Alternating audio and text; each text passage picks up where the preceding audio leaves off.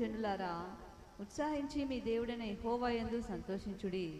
తన నీతిని బట్టి ఆయన తొలకరి వర్షమును మీకు అనుగ్రహించును. ఆమేన్. ఫస్ట్ దేవుడు మనతో చెప్తున్నాడు, సియోను నివాసులారా ఉత్సాహించి మీ దేవుడైన యెహోవా యందు సంతోషించుడి. ఆమేన్. నీ పక్కలతో చెప్పండి, సియోను జనులారా ఉత్సాహించి సంతోషించు. చేయి ఇచ్చి చెప్పండి, సియోను జనులారా ఉత్సాహించి సంతోషించు. సియోను జనులు అంటే ఎవరంటే మనమే. పాత నిబంధనలో దావీదు పురాన్ని సియోను పురం అని అనేవారు. కొత్త నిబంధనలో నిత్య సియోను, పరలోక రాజ్యం. ఆమేన్. ఈ యొక్క సియోను జనులారా అంటే మనం పరలోక ప్రయాణం మనం. కాబట్టి ఎవరితో చెప్తున్నాడు దేవుడు? మనతో చెప్తున్నాడు. మళ్ళొకసారి చెప్దాం, సియోను జనులారా ఉత్సాహించి సంతోషించండి.